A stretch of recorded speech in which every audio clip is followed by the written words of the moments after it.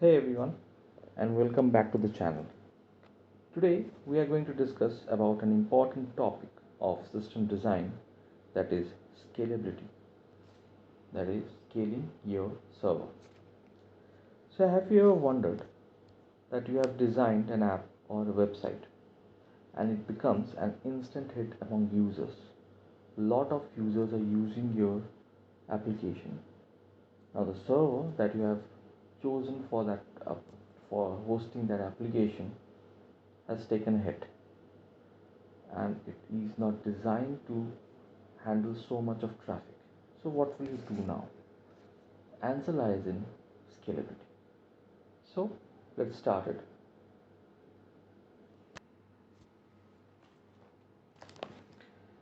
Before we start scalability, let's get to understand an important term which is known as load.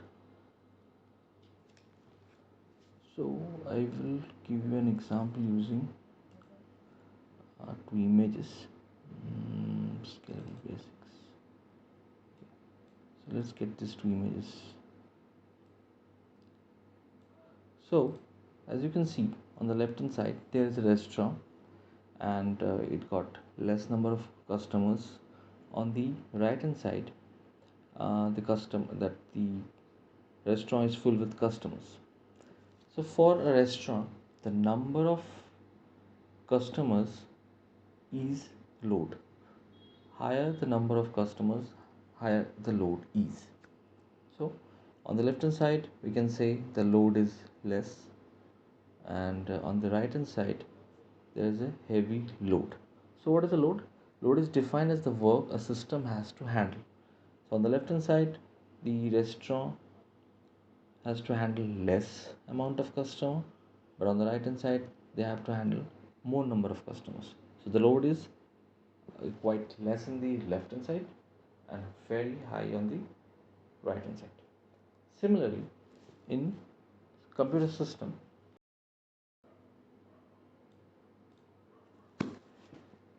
so load in computer systems.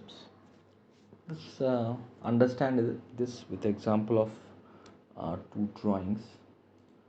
This is, let's see, this one is server 1, and let's draw another back background. This is server 2.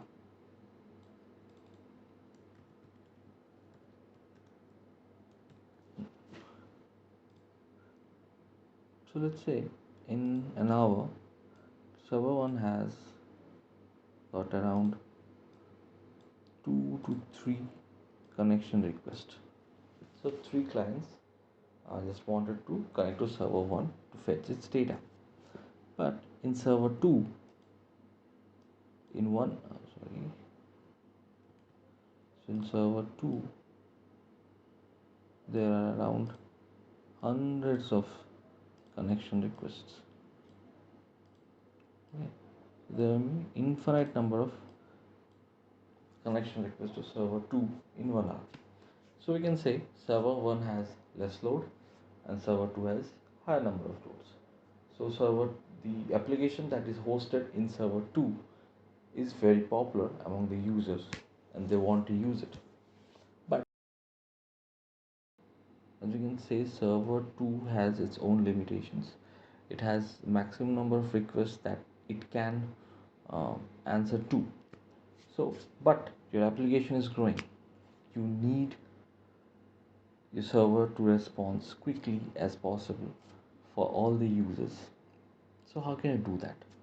The answer lies in scalability.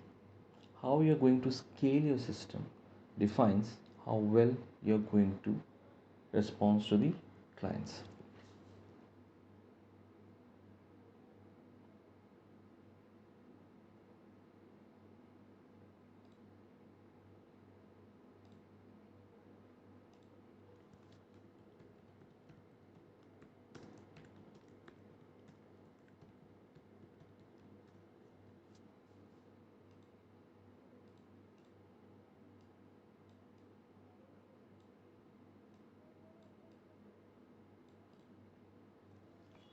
So, as I've told you, scalability is the solution for this problem of the server stucking and not responding well to all the clients.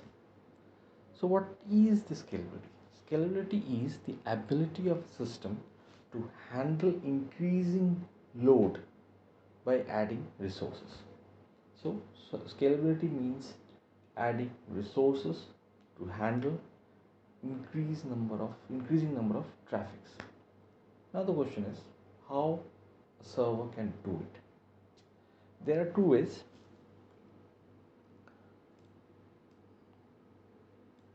This is way one and this is way two.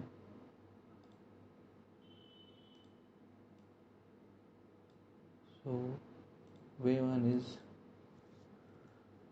this is vertical scaling and way two is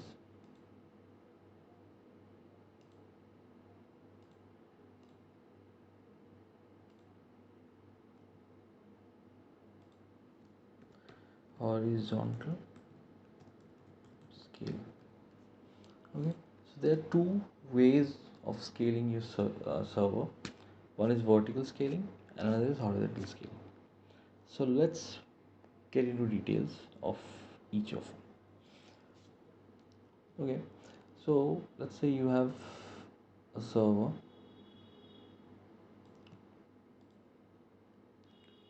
It has 8 GB of RAM. 8 GB of RAM.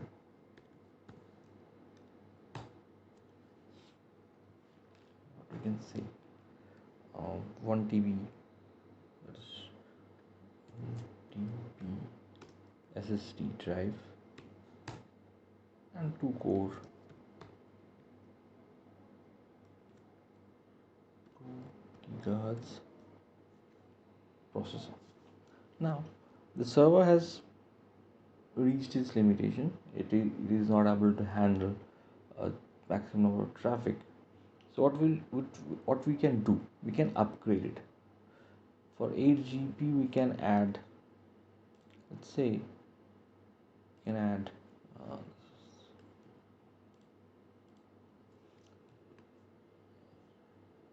plus 16 GB RAM.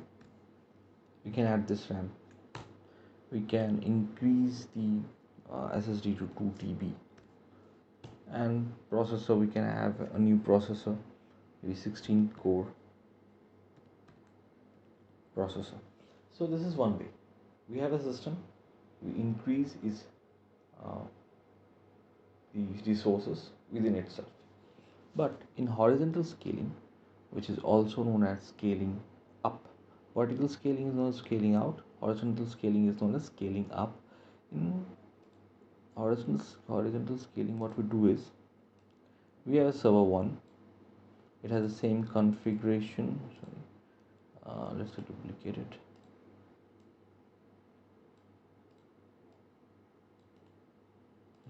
So this is the same as the first one. What will we do is we will just replicate it. We can have multiple servers of this smaller dimensions resources. Instead of increasing all the resources at one place, we can have multiple smaller ones of having the same resources. So this is known as horizontal scaling, and the first one that is on the left side is vertical scaling. So we have learned about the two approaches. Let's see what are their pros and cons. So let's try the pros.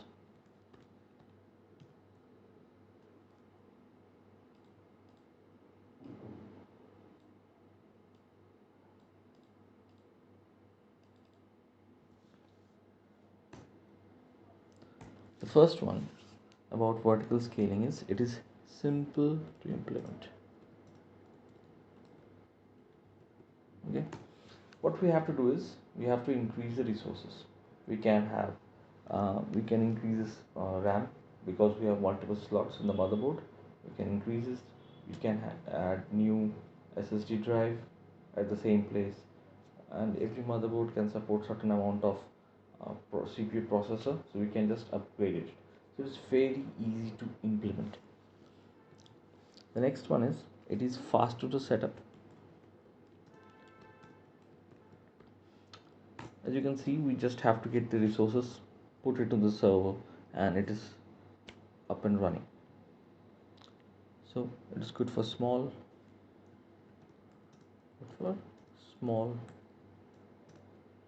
enterprises.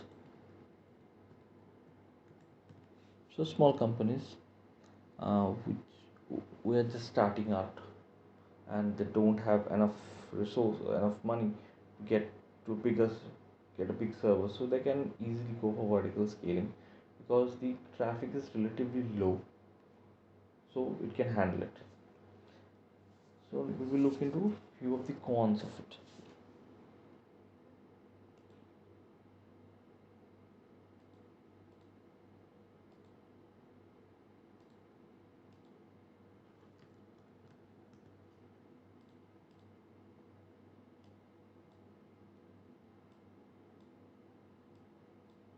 Okay, so we're looking at the cons. The first one is hardware limit. Why? Because every motherboard, if you have worked with computers, you know that they have certain limitations. You cannot upgrade the RAM beyond certain level, so the hardware is a limit. The next one is expensive. Why expensive? Because suppose we have 2 GB of RAM and we want to upgrade to 16 GB or 20 GB, so we have to add some 16 GB of RAM. So that means that higher the RAM is, the costlier it gets. So if you get multiple 2 GB RAMs, it would be cheaper than having one 16 GB RAM. And the most important thing is single point of failure. What is it? Single point of failure means you just have one server, and if it fails, then your server is gone. No user can connect to your application. So that is very important thing to keep in mind. Okay, so now we will have a look uh, for the horizontal scaling. What do we have in horizontal scaling?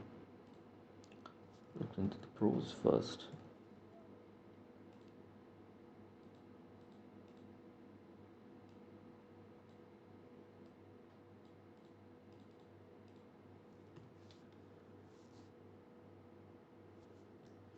First one, it is virtually unlimited. Virtually unlimited. What it means is that we can, as I have told you, that we have to just replicate this server and we are good to go. So in this way we can replicate n number of servers. This is what happens with Facebook and Instagram. They have warehouses where they have hundreds of servers, and if there is a low increase in load, they can just add a new warehouse where they have another hundreds and thousands of servers. So it's virtually unlimited. The next is fault tolerant. As I've told you in the cons, I've told you that uh, that vertical scaling, we have single point of failure, that we have one server, and if it fails, then everything's gone. But in horizontal scaling, let's say this got failed. That means this server has gone down, but we still have three server running, so it is fault tolerant, and we still have clients connected to our server and the application is up and running.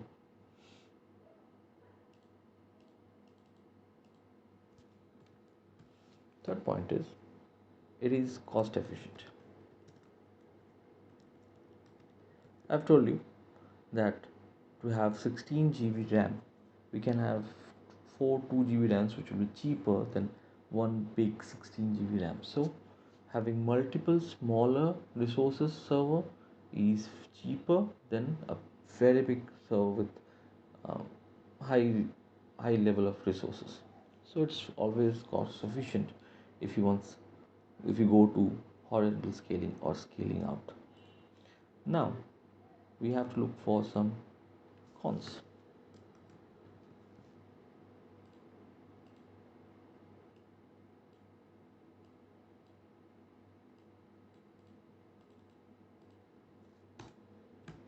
First one is it's more complex. Why? Now, as we can see, there are four servers. So where the incoming request go, we have to decide that. In this vertical scaling, we know that the incoming request comes to this particular server. But for horizontal scaling, we have to decide where we want to go to server or this server or to this server. So for that we have to use a load balancer, which distributes the incoming request across multiple servers. So that needs to be done. That's why it makes it a bit complex. And second is operational cost. Why? As the number of server increases, then we have to maintain separate place to keep them, uh, more air conditioning to keep the servers cool, more people are working to make it work efficiently. So number of servers increases, operational cost increases. So you can say both have their own pros and cons, and it depends on, depends on the enterprise to enterprise, what they want to use, where they want to use. If you are a small startup, it's always better to go with vertical scaling. If you are if the so the website or the app is still in the early stage, and the clients are not that much, the users are not that much, then it is good to go with vertical scaling. But if you are a giant like Facebook or Instagram, or where the number of clients are in lakhs and thousand or 10,000 lakhs, then it's better to go with horizontal scale. More number of servers, easy to uh, serve different types of users. So in this video, that's it. This is the basics of scalability. It keeps this starts the base for system design. You should know what e-scaling is and the different types of scaling that we have. I hope this video will help you in your journey for system design, and I hope you have learned something from it. Thank you. I will meet you in the next video.